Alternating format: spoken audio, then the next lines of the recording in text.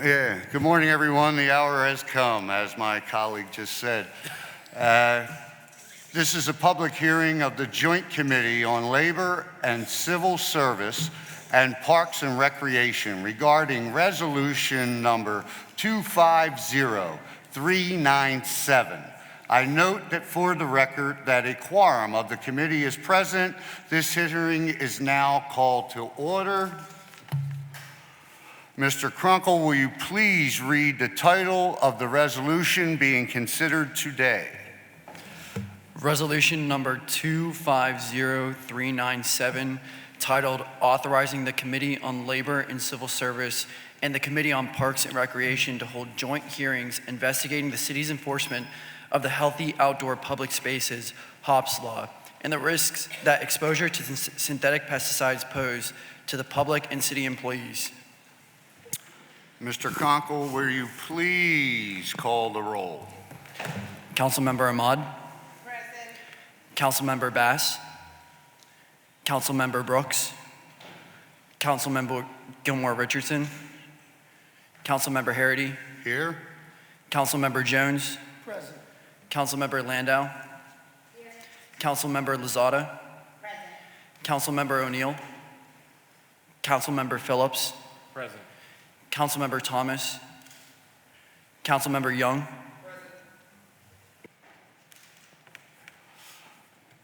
Okay, where are we at? All right, Mr. Called the roll. Opening remarks. Okay. Would any member? Oh, it's okay. I'm sorry. Thank you all for being here today. The purpose of this is to collect as much information as possible so that we as a council can figure out next steps on how we deal with this, quite frankly, I'm sorry, I just don't get it. But for the sake of time, and since we're, I want to keep things moving, would any other member like to make remarks? I recognize Councilman Curtis Jones. Thank you, Mr. Chairman, and thank you for bringing this important issue back around to the forefront. The 4th Councilmanic District represents close to 68 to 70% of the parkland. So this is a downstream issue that we care a great deal about, learned a great deal about in '08, how the watershed actually impacts a lot of the areas. So what happens in the upper Wissahickon affects Eastwick, and we've learned that. When it was brought to our office's attention about the negative impacts of some of these chemicals and long-lasting impacts where our children play, it was distressing. But what we found to be true was that we were kind of juxtaposing, fighting over the cost of safety versus the safety of our children. And those two things shouldn't often come into conflict, but they do. So one of the things I'm looking forward to hearing, Mr. Chairman, is if not now, when? And if not alternatives, what do we do to safeguard the health of our children and our seniors and people who play in those parks? So I want to thank you again for taking this up as an at-large member of council. You represent all of the parks, so thank you. Thank you, Mr. Appreciate Chairman. you. And before I pass it to my co-chair from Parks and Rec, you touched on a thing that I don't get as well, which is the cost. If we're thinking about the cost when it comes to our kids, listen, guys like me who had to spray this stuff for a living, I got paid to spray this. So, you know, that was my thing. But these kids, they don't know that this stuff's being sprayed. And just putting up signs saying it's wet, don't go into the woods, that's just asking the kids to go into the woods. So my question is, how much does a child cost nowadays? What is the life of a child worth? For me, it's worth everything. So I'm glad that we're doing this. I can't believe that we have to do this. Councilman Phillips, do you have anything to add? Yep. No, good morning. Good morning, everyone. I'm proud to work with Councilmember Jim Harity on this particular concern. You know, we are all in the mindset that we have to work on, you know, making our parks and recreation systems better. And, you know, for you to have the experience of doing this and to bring this up as something that was important to our community, I want to say thank you. In addition to that, you know, what I'm hoping from today's hearing is that we come up with better alternatives to support this, this matter, right? Because at the end of the day, you know, we understand that children may make a decision that may not be in their best interest even when they see a sign, even adults alike as well. And then also in addition to that, you know, we got to protect our workers. And then also we don't know the lingering effects, even after the signs are removed, you know, of, you know, just having those particles out there. So, you know, I think now with this administration, we have an opportunity to do the right thing, and you know, hopefully we can come together and see this as a productive conversation on how we can do the right thing together. Thank you. Can I ask Councilwoman Ahmad? Thank you, Chairman Harity. Thank you for convening this. The fact that we have to convene this is outlandish to me. Almost 4 years ago, this bill was passed. 4 years ago, since then, 6 cases have been filed in Philadelphia against Bayer, a pesticide manufacturer. I don't know why we are wasting everybody's time here, because the bill has been passed, and by the way, I am told our Madam Mayor was someone who signed on to that bill. I do not understand why we are having to rehash this all over again, because it is abundantly clear this is poison. No other way to put it. It is poison. We don't need it. We need to reform how we do these things. Yes, the Parks and Recs have to figure out what the alternatives are, and they had 4 years to do it. But bottom line is, do we value human lives? Do we value our children's lives?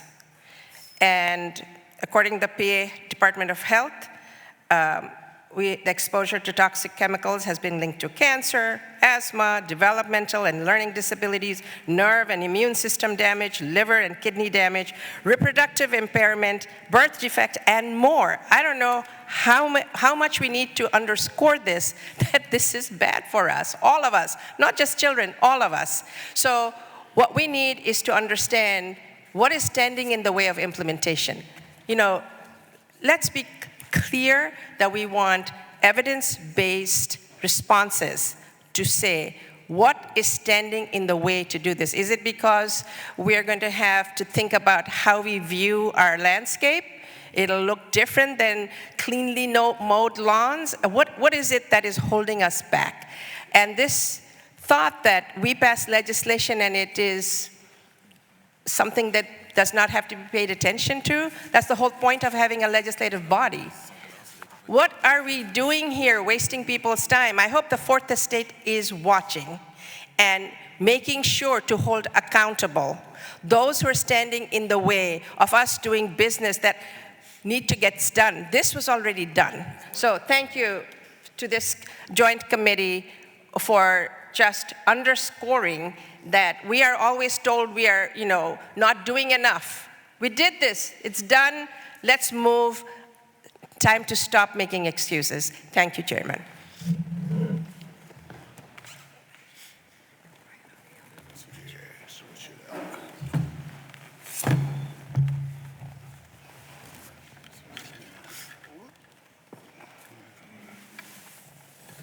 Actually, give me that. It doesn't matter. All right, we're all set now. And right on time, Cindy Bass, our councilwoman from the 8th District, who authored this bill. Yes. We will now hear from my colleague. Thank you. Thank you to all my colleagues, and thank you to everyone who's here today. And I know we've had talks about this. Well, I don't even want to say it seems like for years, because it has been for years, that we've been talking about what can we do, how can we make this work. I think that the legislation that we authored and passed in this body a few years ago is something that's more than reasonable. So I think that what we'd like to hear today is why it has not been implemented, and we understand budgetary constraints. But just before I came down, I was listening to my colleague, Councilman Harity, discussing what's the price of a human, what's the price of a child, what's the price of your parents, my parents, my siblings, your siblings. Like, what is the price tag that we want to associate with a healthy green space in the city of Philadelphia? Because we know that what we are doing is spraying areas with toxic chemicals that are making people sick. We know this is happening.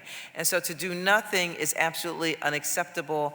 And it's, this is something that's not going to just go away. We had a call last week and discussed this matter with the administration and with the law department.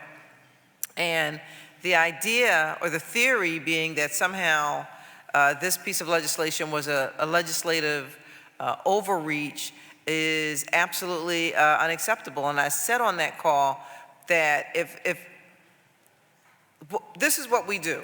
We legislate. The Philadelphia City Council, we appropriate, we legislate, and we investigate. That's what we do. We don't run departments. And so everything we do in terms of directing a department to do this, directing an agency to do that, all of these things that we do are executed by the administration.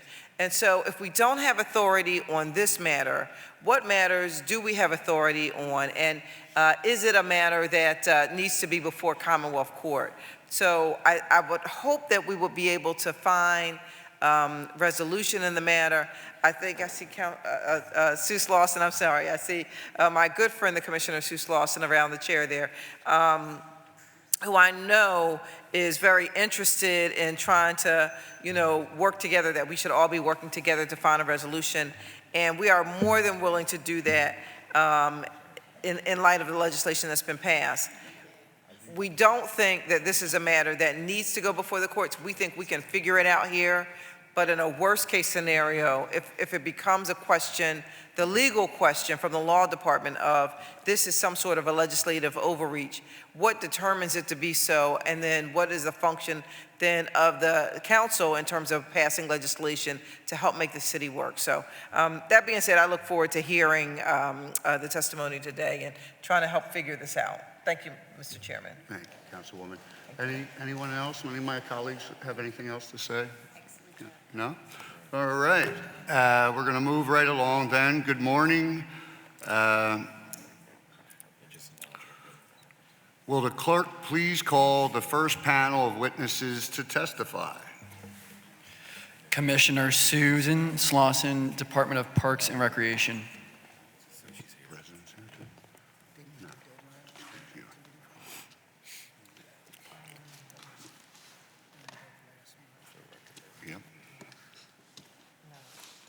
And just for the record, I'd like to note that our leader is here, Councilwoman Catherine Gilmore Richardson. Thank you for coming out.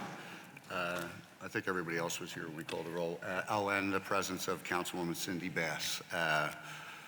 Mr. Conkle, will you please call the first panel, and we can get started.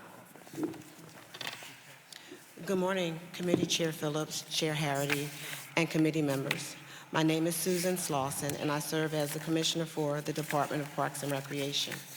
I'm joined here today with Deputy Commissioner of Operations, Susan Buck, and Deputy Commissioner of Planning, Property, and Strategic Engagement, Leanne Campbell. I'm here today to testify on Resolution Number 250397, which authorized this hearing about the city's enforcement of the Healthy Outdoor Public Spaces Bill and the city's application of synthetic pesticides. Council passed Bill Number 200425-A, known as the HOPS Bill, in 2020. Its intent was to prohibit the use of synthetic herbicides on any outdoor property owned by the city. The bill was also intended to require record-keeping and reporting of herbicide usage. The mayor at that time returned the HOPS bill unsigned with a letter recognizing the importance of the issue and seeking a compromise for the council's concerns, which I will outline. The letter returning Bill 200425-A unsigned explained that the administration would commit to do the following. Number one, PPR would post signs in advance of applying any herbicides, which will remain up until the herbicides dry. 2, herbicides will not be applied within 50 feet of play equipment on PPR property. 3, a pilot program will be initiated on certain park lands to objectively evaluate the cost, time, effectiveness, and applicator safety of organic products compared to products currently in use.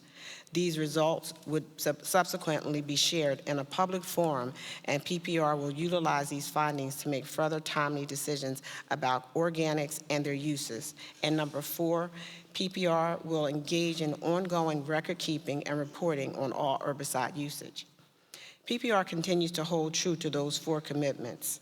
This approach strikes the right balance in assuring the safety of residents while simultaneously meeting our obligation to best practices for adequately maintaining thousands of acres of land for all to enjoy. PPR manages, as you know, over 10,000 acres of land and only uses herbicides that have been approved by the U.S. Environmental Protection Agency, which requires extensive scientific data on the potential health and environmental effects of these substances. PPR's use of these herbicides is always in accordance with their labels pursuant to state and federal laws. Additionally, PPR staff and contractors who perform herbicide applications hold certified pesticide applicator licenses and follow strict guidelines to ensure the proper use of herbicides. PPR's application of synthetic herbicides is based on guidance from an extensive network of local and national subject matter experts, such as environmental scientists and well-respected practitioners, including senior members of PPR staff with decades of experience managing and restoring Philadelphia's rich and diverse park system. These products are vital, controlling problems, vegetation throughout our parks, and have been part of our land management strategy for decades. But PPR is committed to remaining compliant with the aforementioned precautions and preparations to ensure that herbicides being used are in a manner that will adequately maintain the land while simultaneously keeping residents and staff safe. We actually appreciate the opportunity to testify, and we welcome questions. And this administration is definitely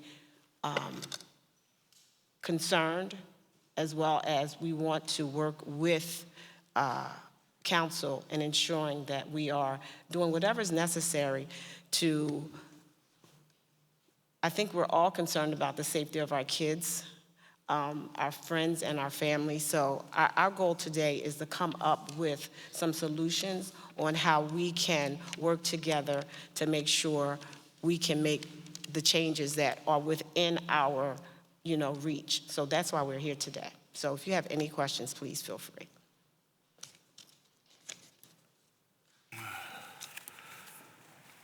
Are there any Is anybody else testifying up there? No? Okay. All right, I'm going to start this off with the author of the bill. Since I'm in control, I'm going to give it to my sister and let her ask her questions first because it was her bill to start with. Councilwoman Cindy Bass. Good morning. Good morning. How are you? Good, how are you? I'm well. It's good to see you. So a few questions. The first is, I know we've had these conversations for years now, and the administration is always saying that they're willing to work with us, but I haven't seen the fruit of that. And I know that this predates you. I haven't seen the fruit of that, effort to work together. And so can you give us some indication as to, what working together, can produce? Do you have some ideas or suggestions that you want to present to the committee today about what we can do? Yeah, Sue Buck, just say your name. Sue Buck, Deputy Commissioner of Operations. We did put those 4 protocols into place during the last... Say again? We did put the 4 protocols into place that Commissioner Slauson gave during her testimony regarding signage, reporting, and the pilot program. And I just want to say, I do believe there's other things that we could look at. Such as, do you have an idea? Okay, so before we 50 feet from play equipment, maybe we look at 100 feet, or what's appropriate. Like we start to look at mapping our system to see where the fence lines are located to the play equipment to see, maybe we were too short during the last administration, right? So maybe we look at, I heard from Councilman Harity, ball fields and the runoff. Maybe we say no spraying on ball fields. I mean, there has to be some other considerations that PPR, Parks and Recreation, takes into account for the health and safety of the children that are using our playgrounds. Let me ask from a different angle as well, because, obviously the health and safety of children is paramount. But let me ask also about our workforce that interacts with these chemicals. And, I'm going to borrow from my good colleague, Dr. Nina Ahmad here, who, as we were just talking about, the spraying, and that the signage is displayed while the chemicals are, until they're dry, but that the chemicals are actually seeping into the ground and into water, and, so we can't really control, it's kind of like, okay, we spray them and they're dry, it's dry, so it's no longer a threat. It is, it is still a threat, because it does still end up in water, in our water supply and in other places. So, just thinking about the PPR staffing, the employees who have to, put these chemicals out. Does Parks and Recreation, do they, or have they considered finding out, cancer rates among employees and people who deal with these chemicals? Have we looked at that at all, or can we look at that if we have not? We definitely can look at that. And we actually have a staff member here.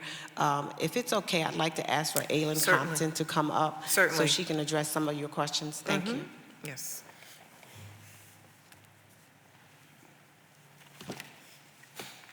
Hi, good morning. Sure.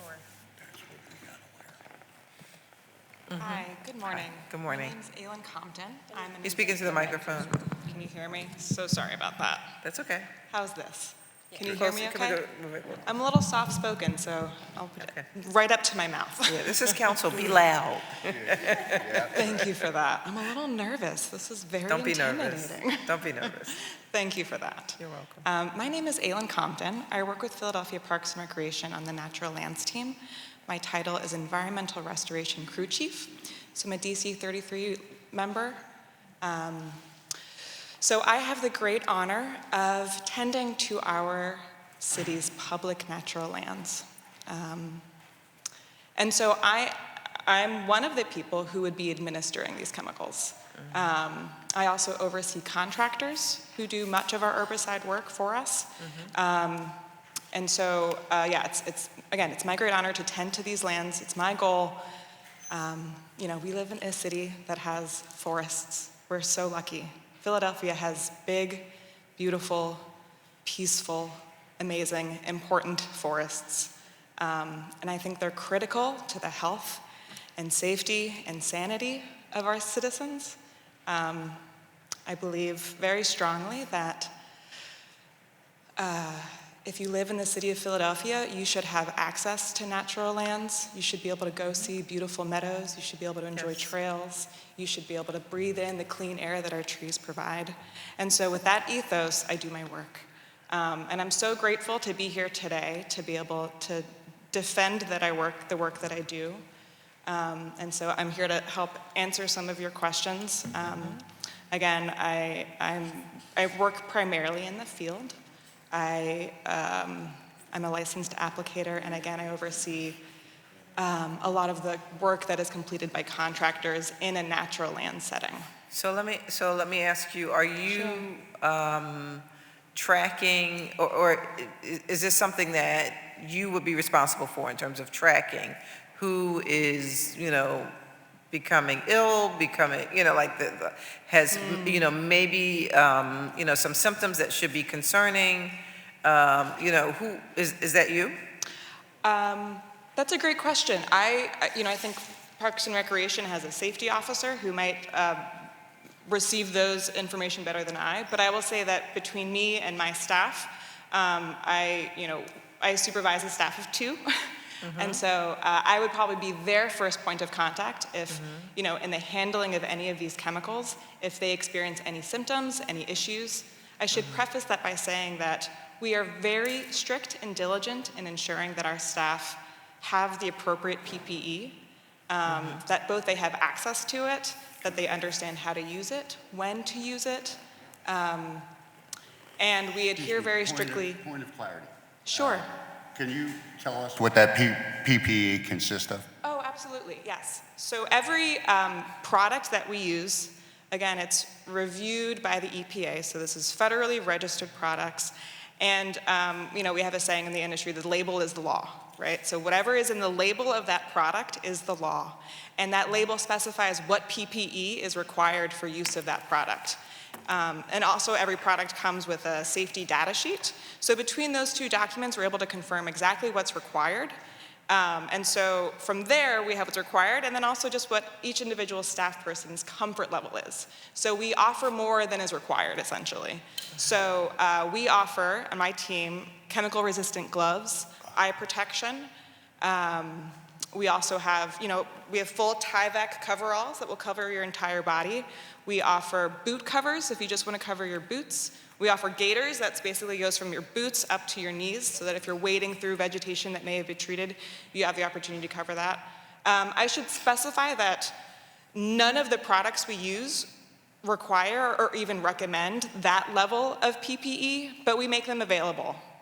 I gotta have some clarity here. Do you have any OSHA training or any hazardous material training? I do not. Thank you. Yeah, that's a good answer.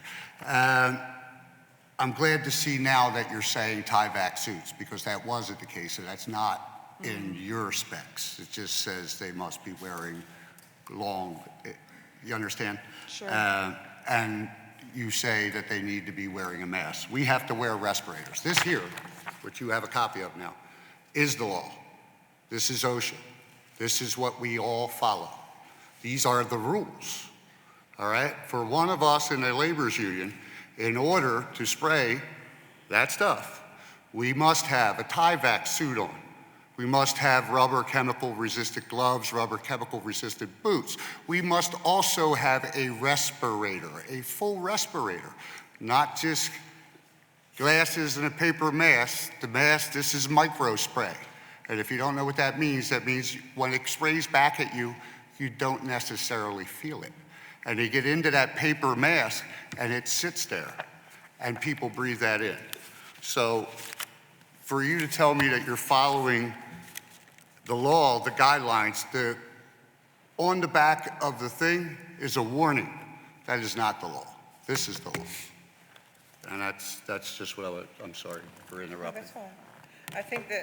I think that the chairman, you know, the points made are very important to make. And the question I have is, you know, are these materials, as Chairman Harity just mentioned, that are required, Parks and Recreation is requiring them also? Are we requiring them, or can folks deviate, and as long as you have on long pants, then you're Yeah, okay? because you said what was comfortable.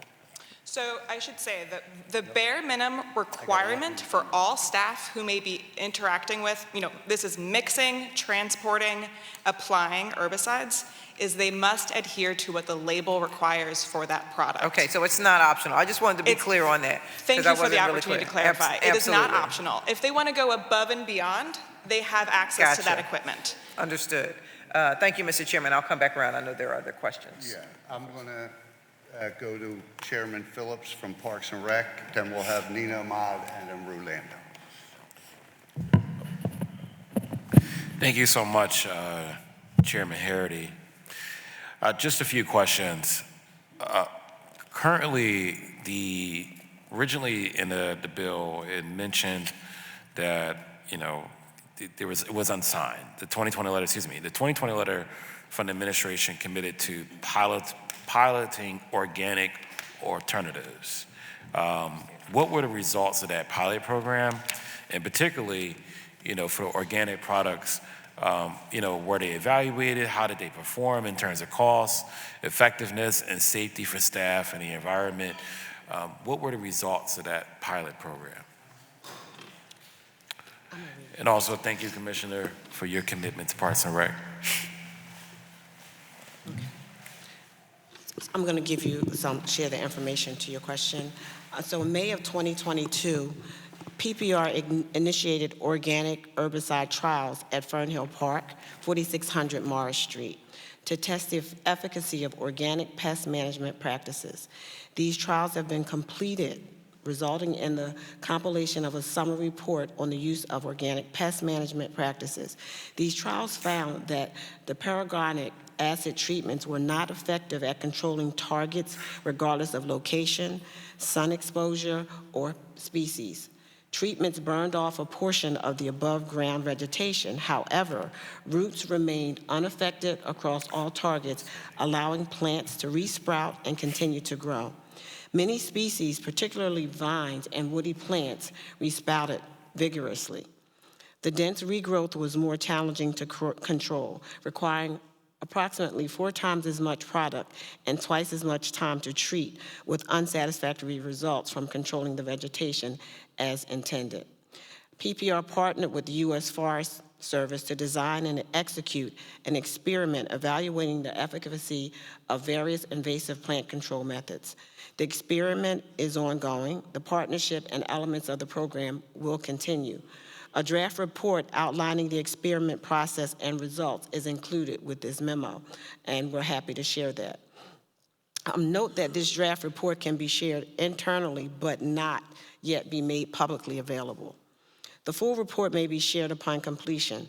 In 2023, PPR continued with 2 rounds of organic herbicide treatments as part of this experiment and performed rapid vegetation assessments to measure the effectiveness of those treatments in collaboration with the U.S. Forest Service. The following aspects of the experiment were completed. The team identified 16 canopy gaps within approximately 30-acre forested site. Within the 16 canopy gaps, the team marked 36 randomly stratified 5-millimeter radius sample plots. Each example plot receives 1 to 3 invasive control treatments as outlined. Mechanically only, mechanically followed by synthetic treatment, mechanically followed by non-synthetic treatment, and the team has conducted vegetation surveys over the course of the experiment, recorded every species present and their percentage cover. To date, 2 full vegetation surveys have been completed at each plot. In the summer of 2022 and 23, the team worked with contractors to complete subsequent treatment at each plot, tracking the amount used and the cost. The team is working with contractors to complete synthetic and non-synthetic herbicide treatments tracking the effectiveness. Following treatments, each plot was replanted in the fall of 2022 and using one of two planting schemes: traditional high-density, oak-dominant, biodiverse native platelet, modified planting platelet to incorporate hybrid poplars and willows as the breed to grow quickly, utilizing high shade levels as a cultural control measure. Additionally, in previous years, PPR led a demonstration project at Fernhill Park in partnership with the Philly Goat Project. This project was an experimental design utilizing goats as a mechanical means of mitigating invasive plants. The project yielded mixed results as the goats ate virtually all the foliage, but none of the woody stems of plants. Invasive plants resprouted vigorously. Since the hearing on Bill number 200425, PPR has posted the signage in advance of applying herbicides. And that's pretty much what we had said, the four things that we had done. So this is what has been done and is still being done as a result of the initial bill. So thank you. Just to follow up on that, we have some experts here who are arborists in the city. They're going to be testifying. I've read the testimony of one of them, and I believe his name is Matt Benzie. He mentioned that he's never used this type of pesticide removal ever. And so the question becomes, is like, are we talking to other entities that are doing this, right? Other organizations, other experts, to see what the alternatives are. Since this is a heightened problem, you just mentioned, Commissioner, all of the ones that you tried, right? But the other people being successful with other alternatives, right? So what are we doing? And also, I just want that question for, I'm sorry I didn't get your name. Oh, sure. It's Aylin. Aylin. So since you're part of this experience, right? Sure. Can you just comment on, as your team, work with people like Matt Benzie and other experts or arborists to talk about, like, what else can you do other than this? Yeah, thank you for the question.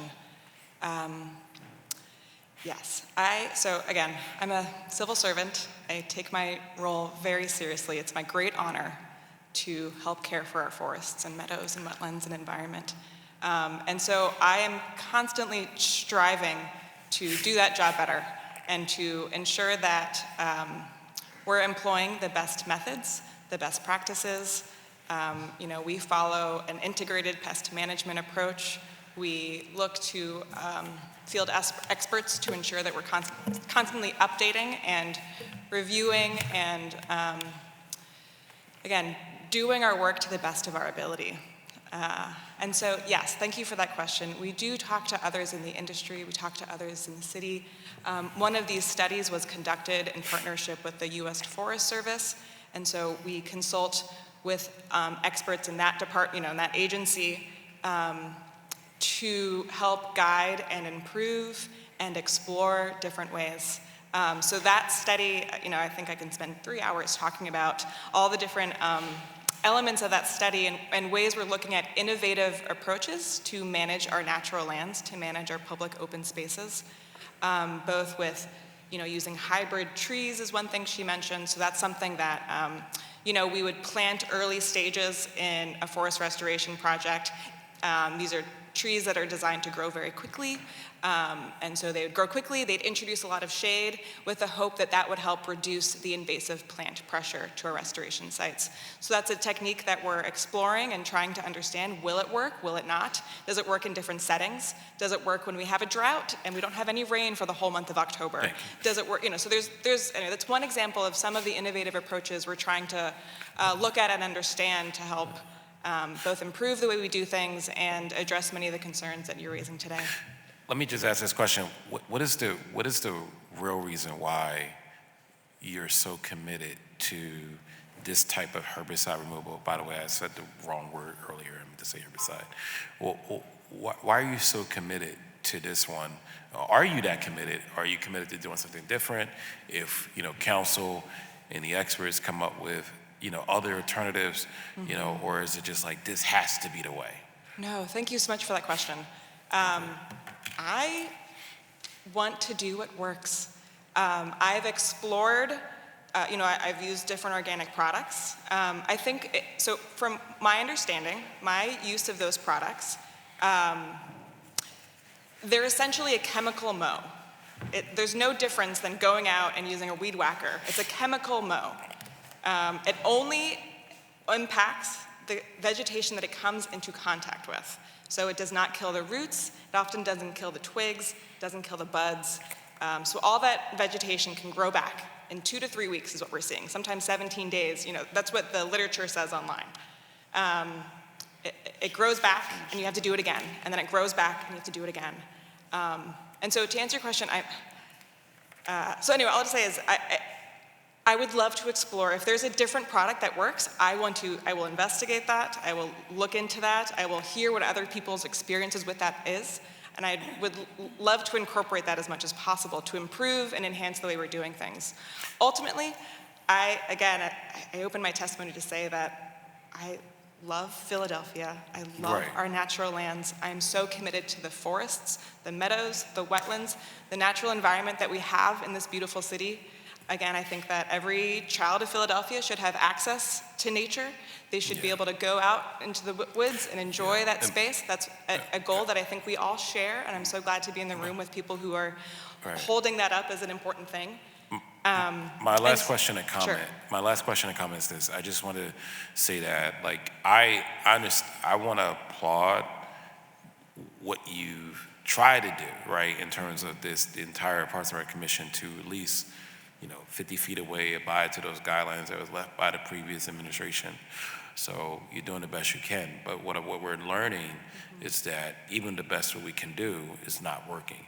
So I think that, Councilman Harity has some ideas he's going to share during his question and Q&A about other alternatives that we need to do now as opposed to later. Because at the end of the day, one of the things I'm recognizing and listening to this is that you can put a sign up and people are may do what they want to do. The other part is that how do you determine when it's dry enough that people can go into those areas, right? And then the other thing is that, people may really want to be anxious to actually go play in the park, in the playground area, whatever that might be. And maybe now all of a sudden you just sprayed and they just can't go that day, but it's the only day they had. So, so it's hard for us to kind of just put this signage situation and just commit ourselves to signage. May have worked before, but we're dealing with different levels of children, and also different levels of adults who are, so, and it's also how do you know when it's really dry? Is there lingering things? So those are important. Just wanted to add, Councilman Dr. Phillips, that it's typically 24 hours is our rule, but we do watch the weather. The trees are under my jurisdiction, so we're constantly watching the weather to see. That's the general rule. I do want to add, some of the advocates will propose organic herbicide, and we have looked at the labels, and a lot of the same words on the synthetic herbicides you will see on the label: caution, safety, out of reach of children, some of the same words. So we are mindful of that, and we typically try to do the spraying during the off hours when the children aren't there, right? Sometimes we'll come in at 5 a.m. And when we can, we do use labor to do it. We've done areas in every council district. We've done clearing manually, but to Eileen's point, it will come back 2 to 3 weeks. One example is where we did it manually, Godfrey Avenue. I think that was 3 blocks long. That whole wall was covered. We were able to remove those vines, but I guarantee you, if you're back there today, it's covered in vines. So we try to do it manually when possible. And I'm interested in hearing what the advocates have to say about how we can do better. Thank you. Thank you so much. Appreciate you, sir. Before I pass it on, I'll just give an example. Let's hire some kids, Parks and Rec, summer jobs, pulling weeds, $15 an hour. But anyway, my question is, though, have there been any soil samples? Where do you come up with 50 feet? How do you know that that's the thing? Because I know that that's not true. It gets in there, it may dry, but those chemicals are still there, dry or wet. They're still on the plants, they're still on the things, and they're seeping into the ground. It's got to be runoff. You know, construction workers, we deal with runoff all the time. You know, I know so much about dirt and soil, it would amaze you. Like, you know, 1 square foot of dirt weighs about 200 pounds. So different densities of soil mean different things. Different densities, stuff travels faster, travels longer, further. So are there any studies, and where'd you come up with the 50 feet? No, we don't have any studies. I'll make sure you get some. Councilwoman Nina Ahmad. Thank you, Chairman. Thank you so much for sharing with us where you are in terms of looking at innovation, right? You know, many moons ago, cigarettes were supposed to help your digestion. We get more information and things change, right? And so we have to change with the time. So I understand the dilemma of you having to maintain these fields and having it to look a certain way, and how you do it cost effectively. But the cost-benefit analysis is what we're talking about here, right? What is it going to cost us in the long run? As you know, the entire world, this is not just Philadelphia's problem. We have an entire globe that is much higher rates of cancer, right? And we know we can trace it back to a lot of these overuse of chemicals. We know this. The question is, what are we trying to achieve in terms of a cultural shift of viewing our spaces? You know, the same thing with people who have lawns, right? They have shifted in terms of what a lawn should look like. We have this image of pristine, green, mowed lawns that are, shaped in certain ways. So there's a culture shift that needs to happen for all of us to have an expectation of what these grounds should look like. Because you mentioned how hard it is to do it any other way but using these chemicals in terms of time, in terms of permanency. But we have to do it, is the point. We have to explore, and you're doing that. We just have to ramp it up to say that we have to look at best practices that don't employ these chemical methods to maintain our public spaces. It's not easy, and I know you have a huge issue on your hands, but here we are. We are supposed to safeguard our communities, and all Philadelphians. As was mentioned, it can dry, but there'll be a rain and you mobilize, solubilize things again. Things get into our water system. It's just seeping in everywhere. There's no point in belaboring that it is bad for us. We all know this. Because we can't give protective equipment to children when they're going on. The workers are getting that, and even then they're exposed. Think about the kids, just bare skin rolling on the ground, right? So we need to think differently. And this is the administration that wants to be bold. We are putting $800 million in housing. But we have to have people who will live in that housing, who are not going to be sick. So what is the bold plan? And we're wanting to work with you on what does a bold vision look like in safety in our public spaces. You have to have that innovative look of saying, what are the best practices, what can we do, and how do we educate the public to have expectations of what it will look like as we are doing this? We know we can't let perfection be the enemy of good, but we have to move forward. So I want to hear from Parks and Recs, what is your bold vision for addressing these really dangerous chemicals that we're putting into the ground and the groundwater system as well? Thank you, Chair. So we can get together And based on this bill, we will come up with a plan. I can't sit here right now and say that I have a plan that I can sit down and rattle off to you, because I don't. But we are concerned. You know, the mayor uses prevention, intervention, and that's what we're planning to do. We'll come up with a plan to, and I just want to give you, because we looked at some other practices, because like you said, council member, this is a worldwide problem. This is not just a Philadelphia problem, and it is something that we're going to have to tackle, and it's not going to happen overnight, but it is something that we're willing to tackle. In Portland, Oregon, they identified 5 city parks where the use of pesticides have been eliminated for a 3-year trial. Pesticides continue to be used at the remaining sites, but they've identified. So when we're talking about a plan, we need to know that 10,000 acres, we won't be able to attack 10,000 acres all at one time, but we will come up and identify areas where we can do a pilot, just like they did in Portland. In New York City, their ban includes exceptions for golf courses, athletic fields, invasive species, and plants that present harm or obstruct. So there may be some areas that we may have to say, you know, in order for certain behaviors to continue, we may have to say, well, we're not going to do anything here as a part of a plan. Boulder, Colorado, they established a protocol, and they have a list of approved, just like you're talking about, approved pesticides.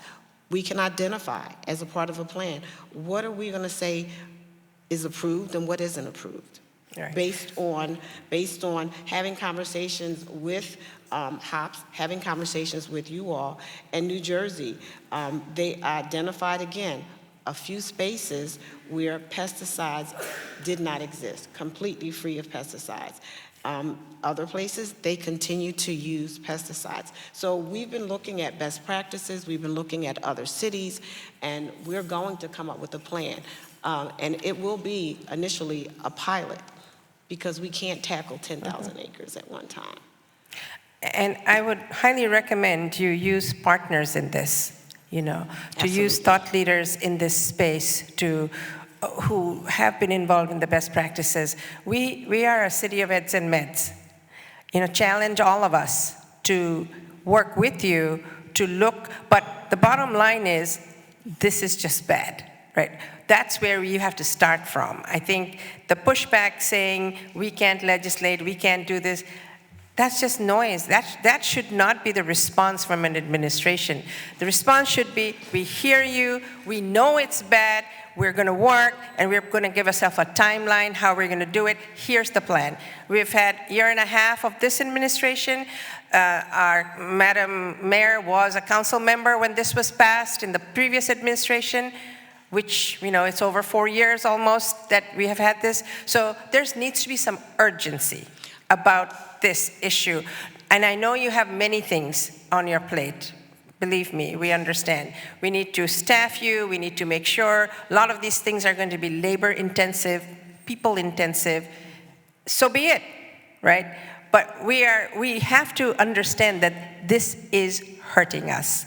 And when something hurts us, we stop it, we look to do something different. So thank you for being so thoughtful and being open to making change.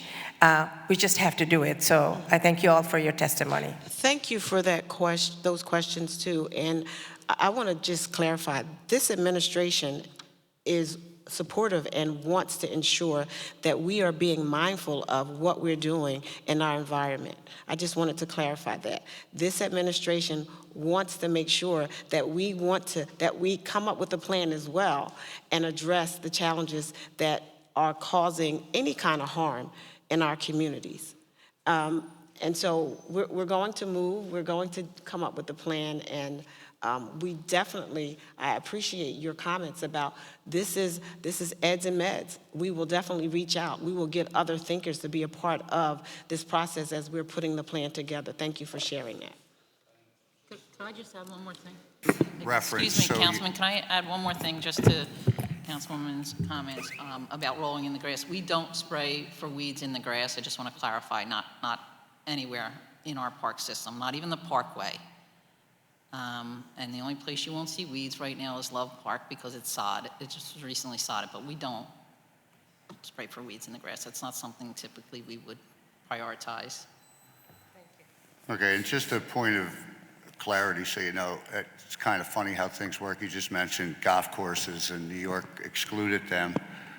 New study shows living near a golf course may more than double the risk of Parkinson's disease, which is one of the actual causes of this.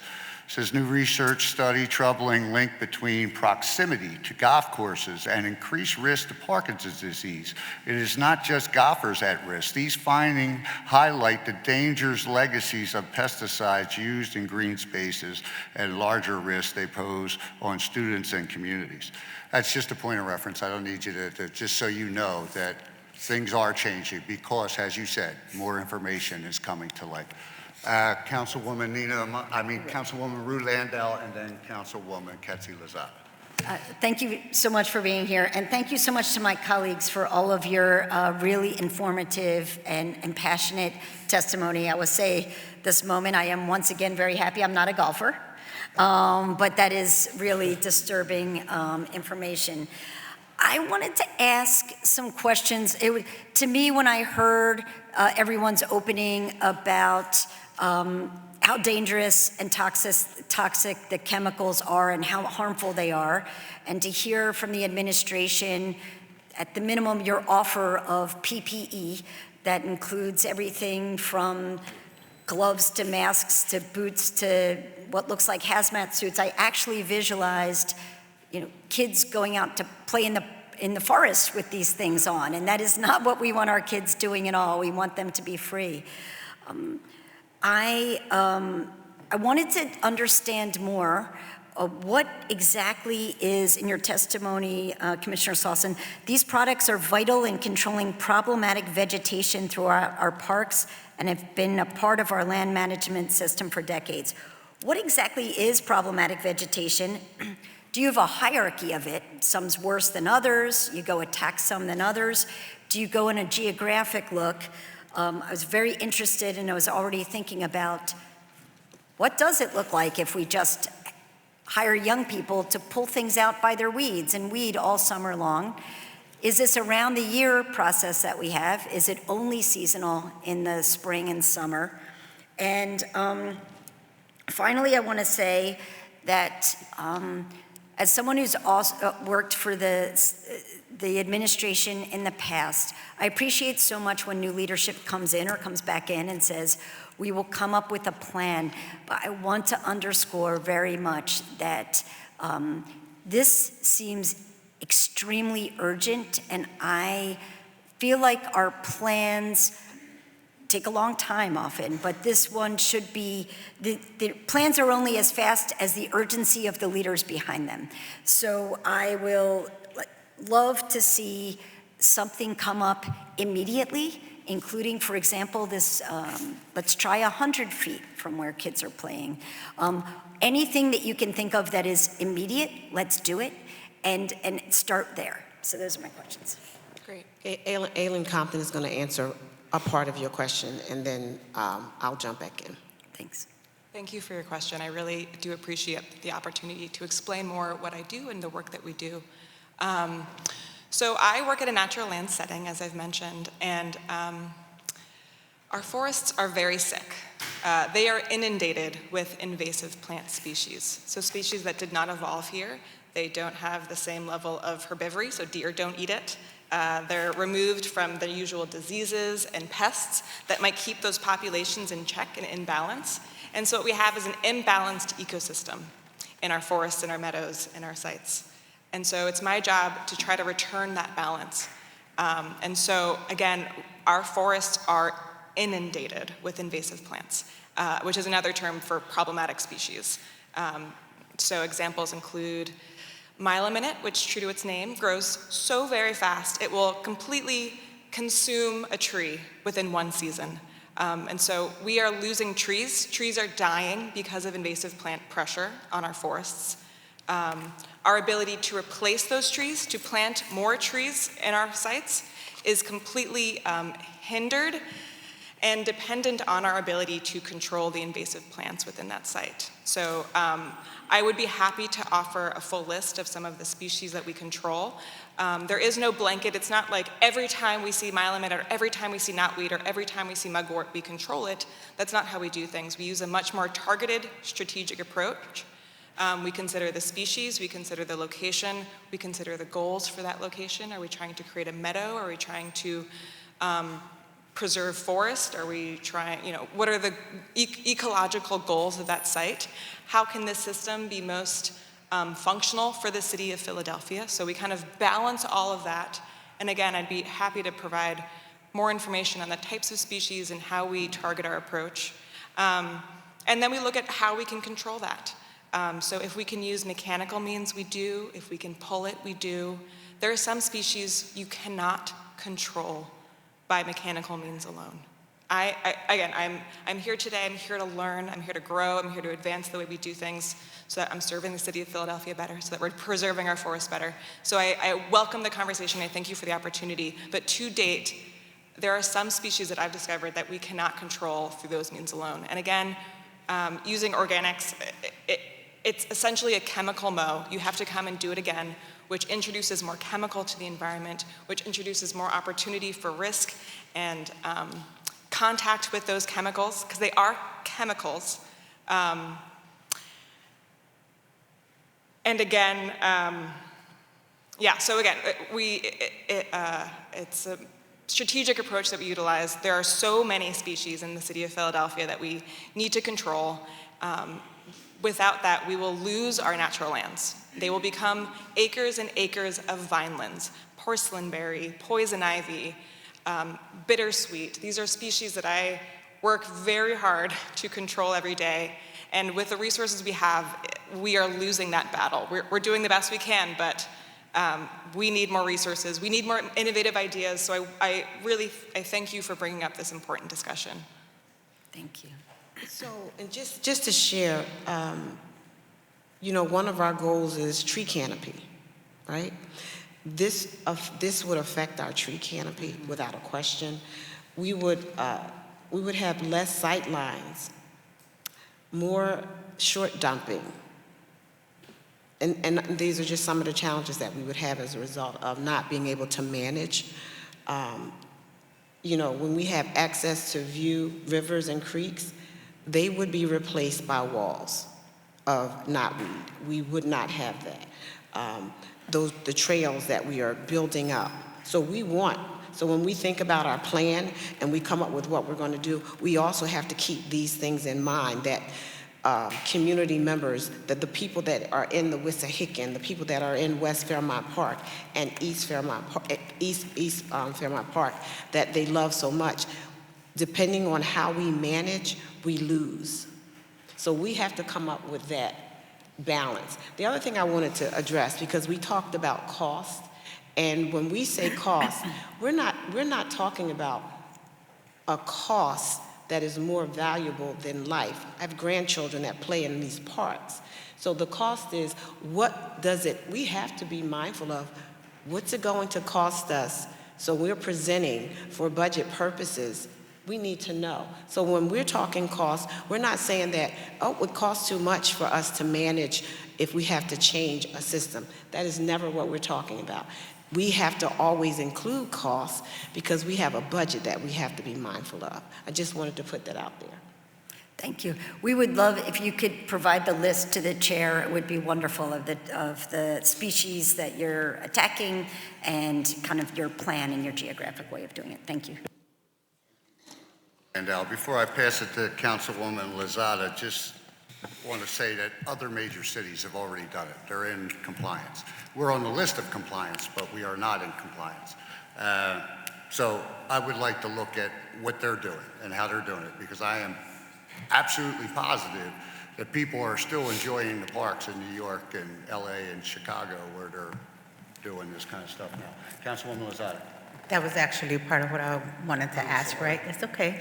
I'm glad that, Commissioner, you clarified that point, right? That while we want to preserve and protect green spaces, we also recognize that we want to protect the health and well-being of the communities that use these spaces, and that there is no cost too high to be able to protect our communities and the residents of our city. You mentioned, so thank you for clarifying that. You mentioned a little while ago that you've already started having conversations with other cities about what it is they're doing. Can you share with us maybe 2 or 3 things that they're doing that we should maybe be considering that would help us respond to this important topic? I only have the information that I shared thus far about New York and New Jersey. That's the only thing we have now, but that's a part of our plan. Finding best practices, that's the beginning of what we do, pretty much to what you're saying, Councilmember Harity. What are other cities doing? And that's part of the research that we have to do. And just let me apologize for any miscommunication that has happened prior to this, this hearing right here. We are supportive of making sure that Philadelphia is safe. This ties right in with Mayor Parker. Safe, clean, and green. In the midst of us ensuring that we are using the right products, we're talking about safety, but we also have to make sure we continue to keep a green city. And depending on what chemicals we use, we're affecting either our young people, our adults, or our entire system. So we have to find that balance. And so we're going to continue to really look to see what other cities are doing. Councilmember Lozada, I don't have a whole list of that in front of me right now. Yeah, I think part of the frustration that I've heard from some of my colleagues when talking about this is that this has been a topic of conversation since 2020, right? And we have many of the same people working in the Department of PP&R. And so at what point does someone take it very seriously and start to make recommendations? I recognize that this administration just arrived in 2024, but this has been a topic of conversation for a really long time. And so at what point do we decide these are the things that we need to put in place? Maybe, maybe there should have been conversations and options offered to this leadership. And so I'm just trying to figure out why, if this is so serious, right? And if this is so important to so many people, why are we not further along in the process? I'm just, I don't understand that. And so it's a little frustrating that we're still looking at options, that we're still having conversations, that we're not changing how we do things. And I think it's part of government, right? For a long time, government has been used to just doing things the same way for a really long time. And so looking at kind of taking the off-road and doing something different, I think has been challenging for government in the city of Philadelphia for a really long time. And so I'm glad that you are at least having conversations with other cities and trying to figure out how to move it forward. I just hope that, in our next session or a year from now, we're still not having the conversation about what are the options and how do we decide how we're going to continue to preserve and protect green spaces and residents that should be able to use these spaces in a healthy way. Thank you. Thank you. Thank you. I wonder if I could say one Yes, thing. I'm so if we sorry. could. Yeah, I go wonder ahead. if I could just say one thing. I thank you so much for those comments and those questions. It's really, it really resonates, your vision. I just want to say that we do continue to search for better ways to do what we do. Unfortunately, I have not found that magic bullet approach that will solve all of our problems and meet all of the needs of our city and the land that we are tasked to steward. So it's our job to care for these lands for current Philadelphians, for future Philadelphians, to preserve and make sure that they remain available and remain functioning and doing the things that we need. And unfortunately, as we continue to learn and we continue to talk to other cities, there is no single magic bullet approach that will replace this really critical tool. It's one tool in our bag.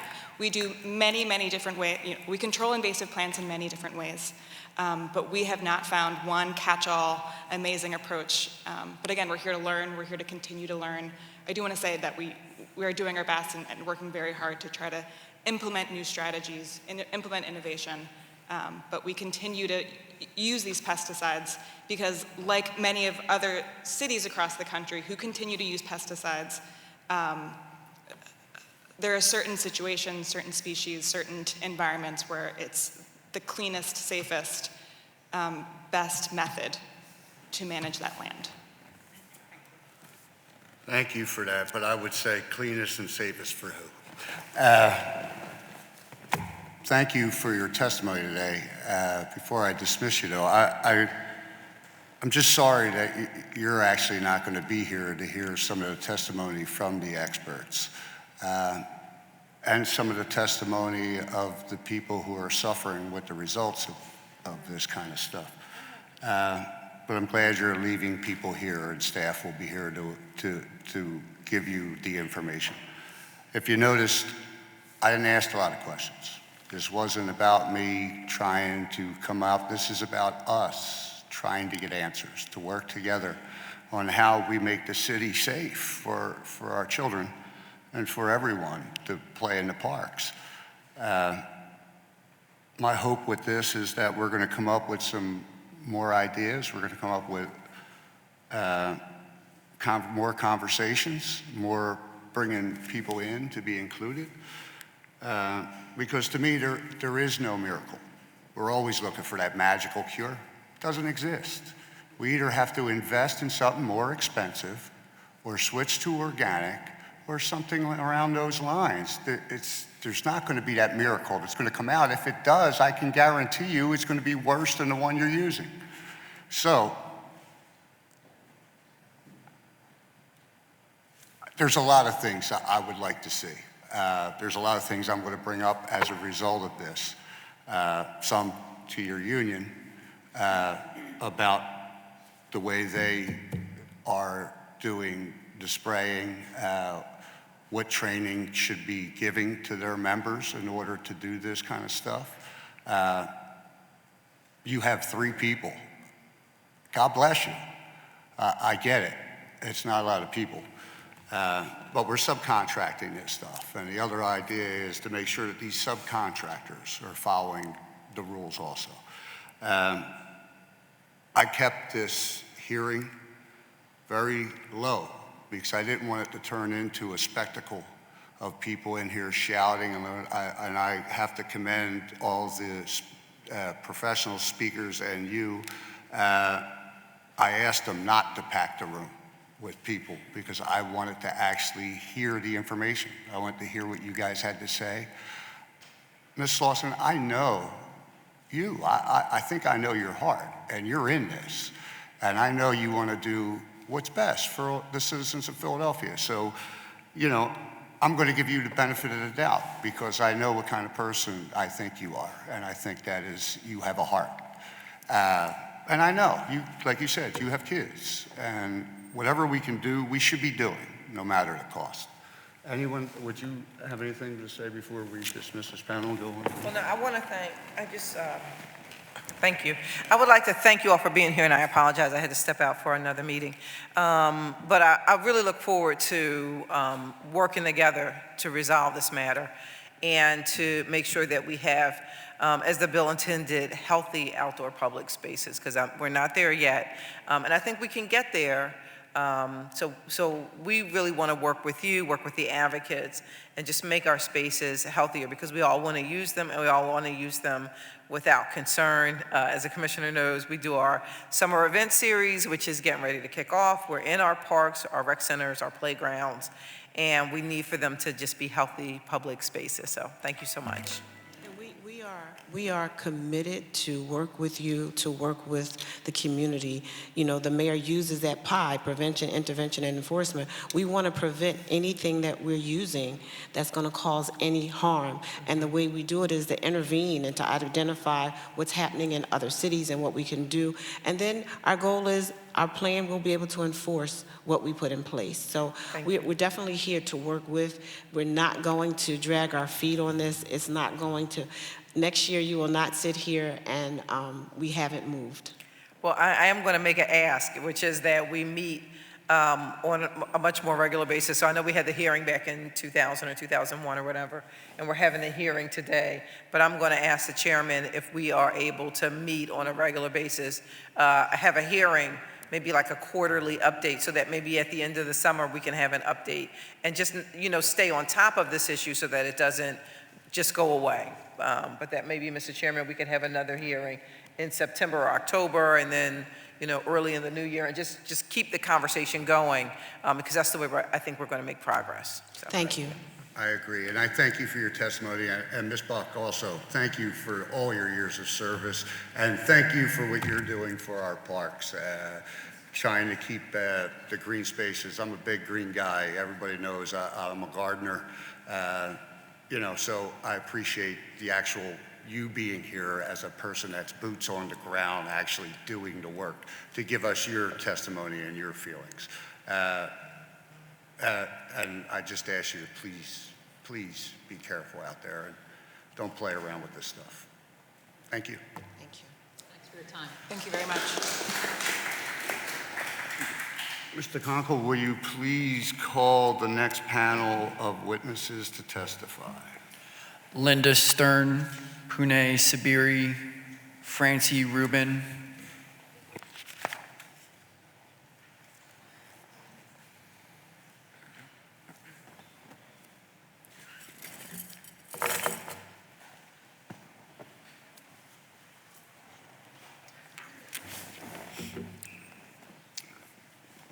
Thank you all for being here today, taking time out of your schedule to come in here and help us get through this. Please state your name for the record and begin with your testimony. Thank you. Dr. Linda Stern. And good morning. And still morning. Yep. Yeah, it's still morning. And We're moving. And thank you for providing me the opportunity to offer testimony for the Public Health and Environmental Bill introduced by Councilmember Harity. My name is Dr. Linda Stern, and most of my medical career was served at the Philadelphia Veterans Affairs Medical Center as a primary care physician and researcher. I treated many veterans who were exposed and sickened by the herbicide Agent Orange. The Philadelphia Parks Department still sprays the herbicide 2,4-D, which is one of the 2 active ingredients in Agent Orange, for weed control on our playgrounds and parks. 2,4-D has significant health risks, including non-Hodgkin's lymphoma, multiple myeloma, and Parkinson's disease. It's associated with DNA damage and hormone disruption that can lead to birth defects and cancer. Additionally, the Parks Department sprays literally tons of glyphosate, the most widely used pesticide on the planet. Strong scientific evidence, overwhelming evidence, shows that glyphosate is dangerous to humans, especially young children, pregnant women, and the workers who apply them. The World Health Organization determined that glyphosate is probably carcinogenic. And the University of Washington studies showed that glyphosate increased the risk of non-Hodgkin's lymphoma by more than 40%. And that review of studies included one with 54,000 people who had jobs applying the pesticides. Let's be clear, there are no established safe levels of herbicides, and children are uniquely vulnerable to the health effects of that exposure. And children aged 6 to 11 have higher levels of common pesticides in their bodies than adults. A Harvard study published in Pediatrics determined that there was an increased risk for leukemia from herbicide exposure during childhood. Children exposed to herbicides during pregnancy have higher risks of developing brain tumors. Mothers exposed to glyphosate have an increased risk of spontaneous abortions and shortened pregnancies. We know, in particular in Philadelphia, that pesticide exposure can both trigger and is a root cause of asthma. Overall, U.S. asthma prevalence is only 5.8%, but in Philadelphia, it's 21%. And children exposed to herbicides during their first year of life are more than 4 times more likely to be diagnosed with asthma before the age of 5. And Black children are 3 times as likely to die from asthma as white children. Unfortunately, this common practice that we've talked about of allowing 24, even 72 hours to pass before allowing play on fields when pesticides have been applied is not sufficiently protective. These chemicals can remain in the soil for many weeks, even months. In closing, I nearly demand that you enforce the law. I feel like I'm preaching to the choir here, but it's a moral imperative. And just think, if it was your child diagnosed with leukemia, if it was your friend or brother who applied the herbicides, developed non-Hodgkin's lymphoma, or if you had the misfortune like I've had of watching a teenager die of asthma in the emergency room, I know you would be demanding that we stop spraying and find the safe alternatives that we know exist. Thank you.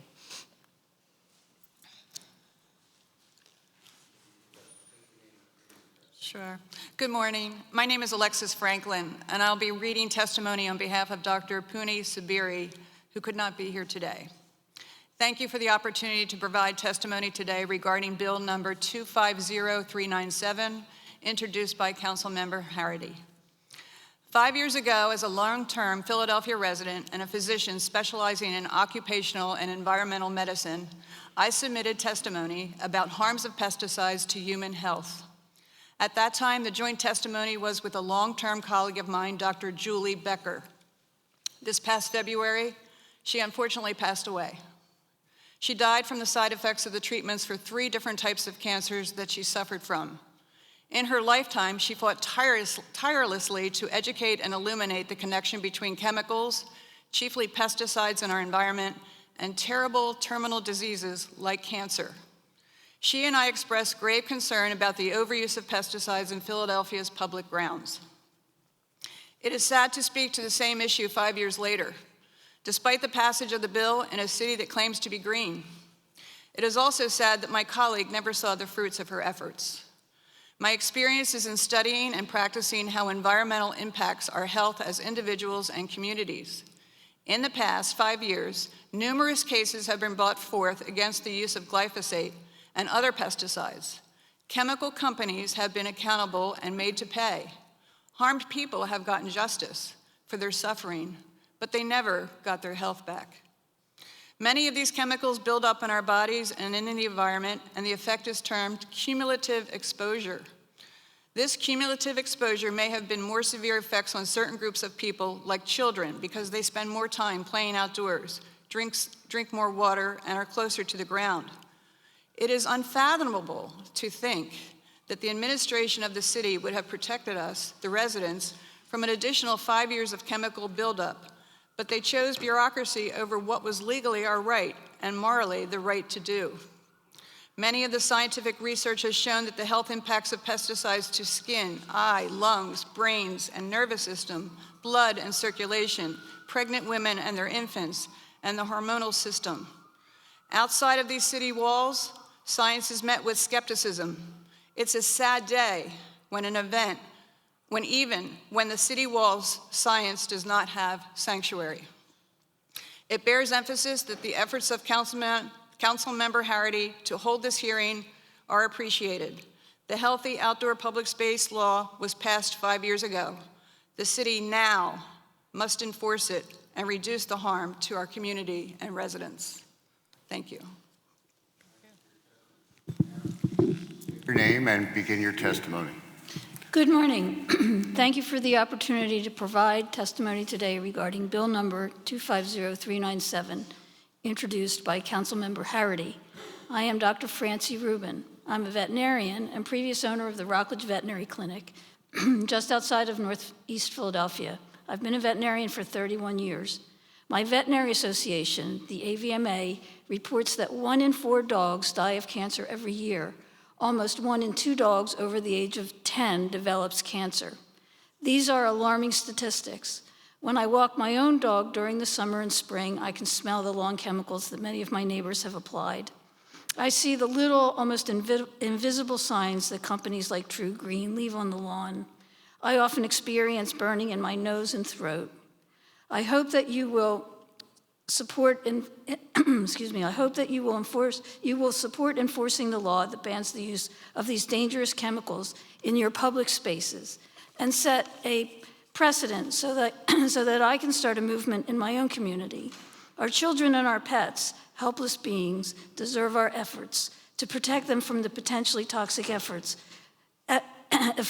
of these very dangerous chemicals. Thank you. Mr. Kronkel, is there any other people to testify on this panel? No? Okay. I'm going to open up for questions, starting off, as I said, with my colleague Cindy Bass, who was the originator of this bill. I just have to say that I'm just piggybacking off of her legislation, trying to figure out why we haven't figured this out yet.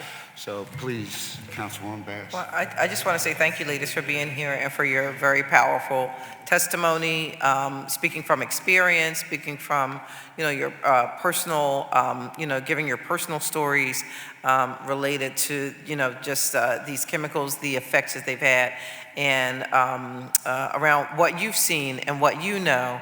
I think that there's nothing more important and more valuable when we do public testimony than to hear it straight from, quote unquote, the horse's mouth, but straight from your mouth, so that people can really understand it's not just us sitting here testifying, it's not just what we think.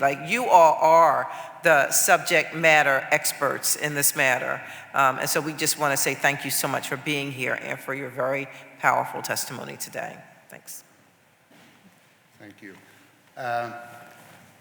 Dr. Stern, thank you for your testimony. Your testimony states that Philadelphia Parks and Rec still sprays herbicides 2 to 4 days. How many veterans would you say you have treated with exposure to this herbicide?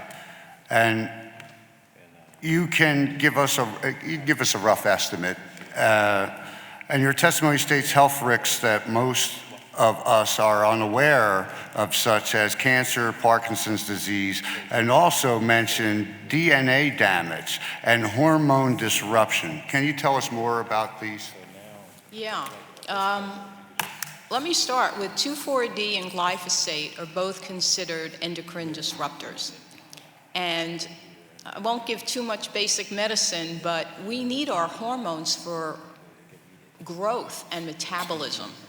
And when they're disrupted, everything goes haywire, and including DNA, our genetic material gets destroyed, gets disrupted. We have to remember, what's the role of herbicides? Herbicides are designed to disrupt and destroy life. They do it very well. And when they were first discovered, we thought they were safe because what they end up doing is disrupt, one of the mechanisms is to disrupt the bacteria in our guts. So even though it might not hurt human cells, it hurts bacteria. And we are learning more and more that we cannot be healthy without a healthy microbiome. In terms of how many, gosh, I'm sorry I don't have exact numbers for you, but I'll tell you this, the US government, I worked in comp and pension for a while, and the US government recognizes 14 diseases, and the list keeps growing actually, caused by Agent Orange, and anyone with exposure gets compensation.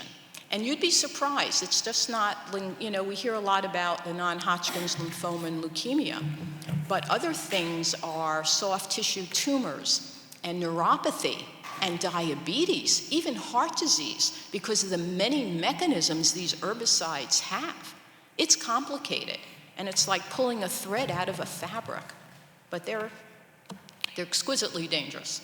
Yeah, I can also testify. My father is 100% disabled from the military, but he gets way over 100% because he was hit with Agent Orange. And every time, like you said, the list of diseases and symptoms and causes that are caused by Agent Orange, which this substance is derived from, is already known. It has been known. We have case studies. Look at our Vietnam vets. Look what we did to them. Yes. So I thank you for your testimony. Any of my colleagues have any other? Councilman Thank you. Landau? Yeah, thank you so much. I just want to jump in to repeat your amazingly chilling statement that you just said, that herbicides are created to disrupt life. That is, I think that's going to stick with all of us for the rest of the day. Thank you all so much. Thank you. Anthony, you have any? All right, thank you for your testimony. I appreciate you taking your time and coming here, and we look forward to collaborating with you more. You know, you guys are the boots on the ground. You're medical, you know, doctors. You know, we need to take what you say with the, you know, as knowledge. And the fact of the matter is the reason I haven't asked a lot of questions, and I have a lot of them, is because I want my colleagues to get their questions out. I know what this stuff does. I'm trained to know what this stuff does. Yeah. So I appreciate you today, and I appreciate you taking of your time. Thank you. Mr. Conkle, will you please call the next panel of witnesses to testify? Lisa Bonita Tebus, Nasir Johnson, Chris Sofa, Amy Steffen, Casey Gao. That's what they do for all the little ones, for no reason. Exactly. Everybody testifying is testifying for this.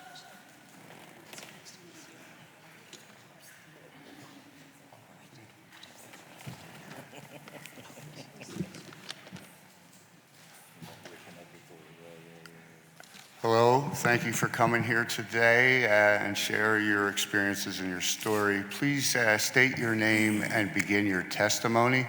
We're going to hear everyone's testimony, and then if we have any questions, we'll answer them after everybody gives their testimony. Thank you.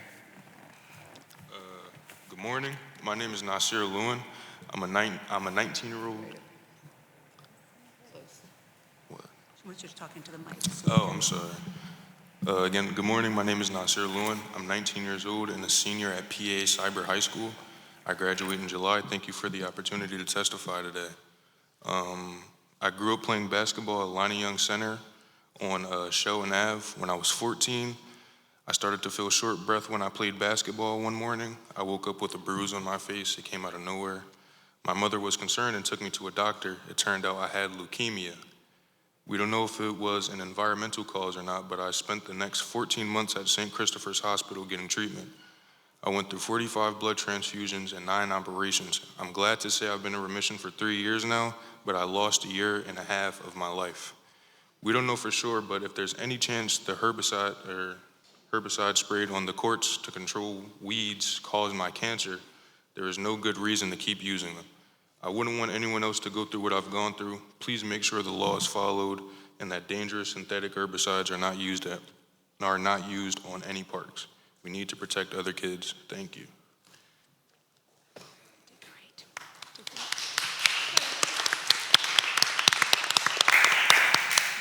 Please state your name and begin your testimony.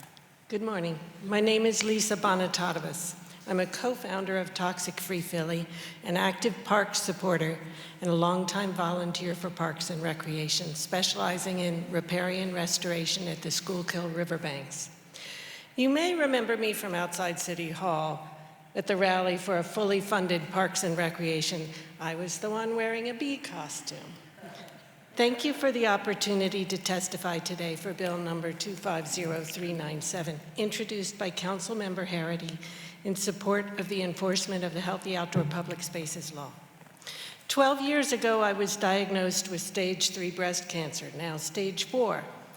And look, we all have someone in our life who's living with cancer, and we know firsthand how it can break increasingly younger families through terror, loss, bankruptcy. I don't need to tell you that. But I can tell you that most oncologists will say, the cancer was not your fault. And don't blame yourself, it was just bad luck. I don't believe that.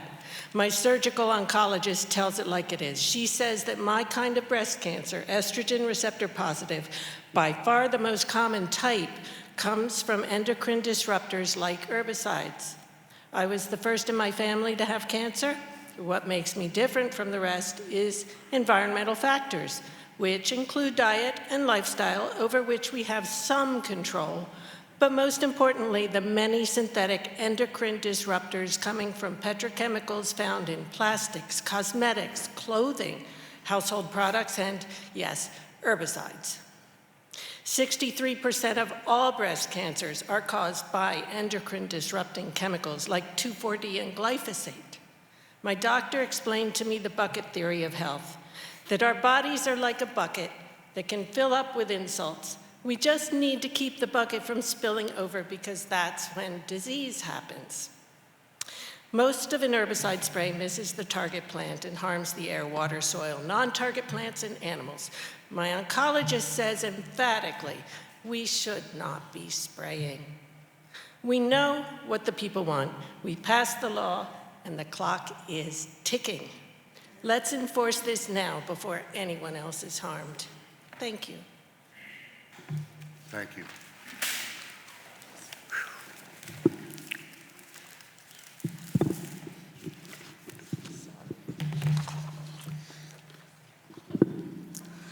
Okay.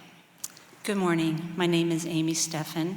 Thank you, Councilmember Harity, for calling these hearings and for the opportunity to testify.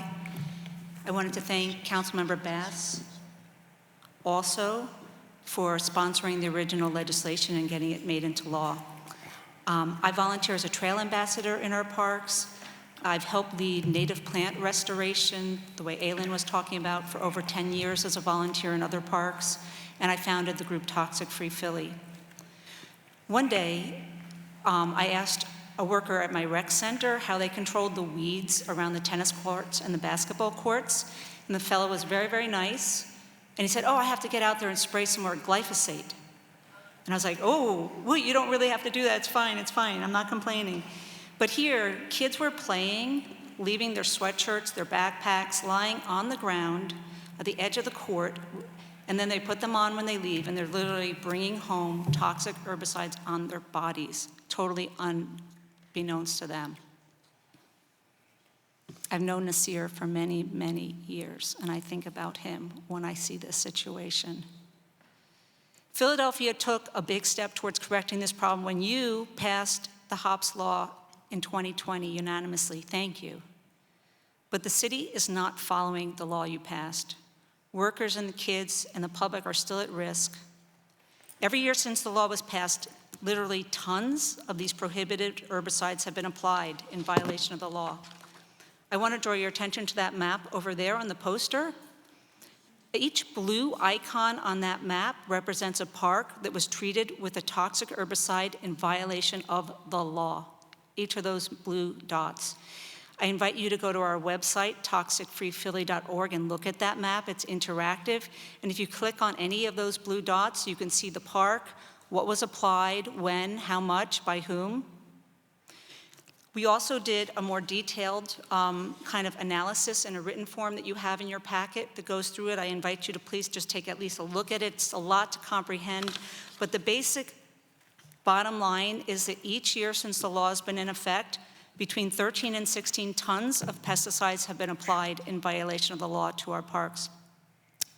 You know, and about half of it's in that native plant stuff that Aylin was talking about, and then half of it's just along fence lines and ball fields where really mechanical removal is completely possible. The contracts would need to be renegotiated. The other thing about this law is that it includes an advisory committee. I know that the health department is willing to run that advisory committee. They've been very cooperative. And that advisory committee would oversee waivers. So if there really is a critical need, as was expressed by Parks, your law provides for a mechanism to give an exception through a waiver. But it doesn't allow it just to be done willy-nilly, or because I know it's not willy-nilly, but you know, just to be done because somebody thinks it's necessary. It has to be kind of proven that nothing else would work. You have that in your law. The law also requires reports to be issued. No reports have been issued. All the information we got, we had to go through a right to know, and most people don't have this information. We've put it on the website, but the city hasn't published it. I really encourage you not to take any excuses. Many other cities across the country have similar laws, but they've made real progress. They have, when you look at what they've done, they've trained their staff in mechanical removal and other non-toxic products. They have renegotiated contracts to mechanical removal, and they've cut their herbicide usage by 50, 60% or more. We haven't cut ours at all in the time this law has been in effect. Thank you again for holding these hearings. I really put my faith in your leadership, and I know this administration cares, but we need to enforce the law and not just have it slip down the road. Thank you so much. Thank you. Please state your name for the record and begin with your testimony. Good morning, or good afternoon. My name's Chris Safa, and thank you for the opportunity to speak today on 250397. First of all, we are deeply grateful to you, Councilmember Harity, for holding this hearing, and also to Councilmember Bass for making the Healthy Outdoor Public Spaces Law, the HOPS Law. I'm a Democratic committee person in the 21st Ward, a former co-chair of the 5th Police District Advisory Committee, and a proud former member of the Parks and Recreation Commission. We've been misled before about DDT, cigarettes, and now glyphosate. I believed the lies, and I even taught others to use it. I had it in my garage. And now, after a lifetime of service to my community and the land, I've been diagnosed with 3 different types of cancer. And my doctors at Fox Chase have asked that the city enforce the HOPS law, and they shared some pamphlets that you have in your collection for your constituents if they come and ask you for help. So it breaks my heart to think that I trusted what may have harmed me and possibly the other people that I worked with. But now that we know the truth, how can we keep spraying these toxins in places where children play? It's preventable harm and a violation of public trust. And someone recently called this a moral humiliation for Philadelphia, and I agree. So let's face the facts. You have well, especially during National Gun Violence Awareness Month, this is an image of a gun and a weed sprayer. So the weed sprayer nozzle may not make the headlines like a gun barrel, but both of them carry the power to harm. Guns kill loudly and quickly. Herbicides kill silently and slowly. Both are deadly and both are preventable. So as we prepare to celebrate Philadelphia's 250th birthday, what better legacy than a city that's truly clean and green? But that must mean that it's toxic-free. Thank you. Please state your name for the record and begin your testimony. Thank you for the opportunity to speak today. My name is Casey Gao. I will be graduating from Drexel University in a few days, and I founded and led Toxic Free Philly Drexel, a student org focused on reducing environmental toxin exposure through campus and community advocacy. I first joined the broader Toxic Free Philly movement during rallies calling for increased funding for Parks and Rec to kickstart the transition away from the routine use of toxic herbicides on our public lands. On my campus, I also noticed unmarked spray zones, groundskeepers who could have been using better protective equipment, and students relaxing on treated lawns. With a team of other passionate student advocates, I led the charge to transition Drexel to organic green space management. After the initial 1-year pilot, groundskeepers were able to bring organic turf care campus-wide without a budget increase after witnessing increases in turf lushness. And by the way, organic land care is not just organic herbicides. It's improving soil health so the turf and the native plants can naturally outcompete weeds. Other institutions within the Rewalder campus network that have gone organic see decreases in weed growth and cost savings within 5 years of implementation due to increased soil health. Drexel's grounds director has talked about how working the pilot gave his team the confidence and self-sufficiency to phase out herbicides they knew could be harmful. Thanks to my team and the readily available consultants we worked with, PJC Organics, Osborne Organics, Drexel became the first university in Philadelphia and all of Pennsylvania to go organic, joining institutions like Harvard and other top schools across the country. If students and campus groundskeepers can make this kind of change, so can the city of Philadelphia. Enforce the Hobbs Law, protect our parks, our health, and our future. Thank you.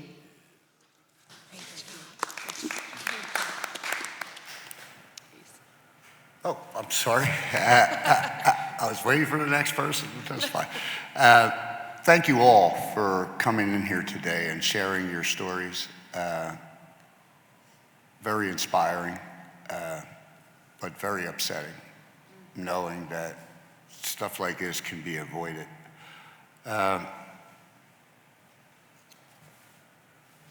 Man, thank you for coming. You made me cry, dude. You know what I mean? It's very touching, and you were playing something that you enjoy, and you may have gotten sick because of it. It's not right. 19 years old, you got your whole life ahead of you, and I'm glad to see that you're in remission and you're doing well. I wish you well in your life. You know. Yeah, thank you. Do any of my colleagues have any questions for this panel? Anyone? Thank you so much. Thank you for sharing your story. And this isn't over. We're not, you've heard this panel here. We're all concerned about this. We all have children. I have grandchildren now. Not trying to go through this again in another 4 years. So I thank you for what you're doing. I thank you for coming down. I thank you for keeping up, even though it states that we are in 100% compliance. And if it wasn't for the fact that it was brought to my attention that we weren't, I would have thought just like everybody else, because we were on that list, that we were one of the cities striving forward. But that is not the case. So I thank you for sharing your testimony. I thank you for coming out and appreciate you. We are now going to break. Yeah, I'm sorry. Just want to quickly echo something that Councilmember Landau echoed to me, is that, we're going to continue to monitor this, and we're going to continue to monitor the situation, and work with Parks and Rec to ensure that we do some better safety measures, and hopefully we get a report back to you. Thank you. Thank you. All right, thank you. Appreciate you coming in again. Thank you for being here.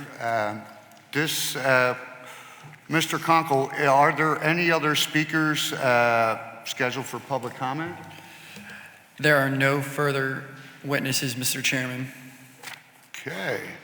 I would like to thank everyone who came out, our witnesses, for joining us today. The clerk will read the list of written testimony to be added to the public record. Providing written testimony for the public hearing is Dr. Sarah Evans, Dr. Ken Spaeth, Jay Feldman, Linda Knapp, and guidelines for pesticide use on construction sites provided by Laborers Local 57. Thank you for that.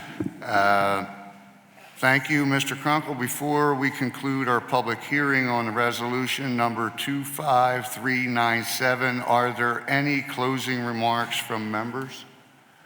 Seeing none, this concludes the business before the Joint Committee on Labor and Civil Service and Parks and Recreation today. Thank you, everyone, so much for your attendance.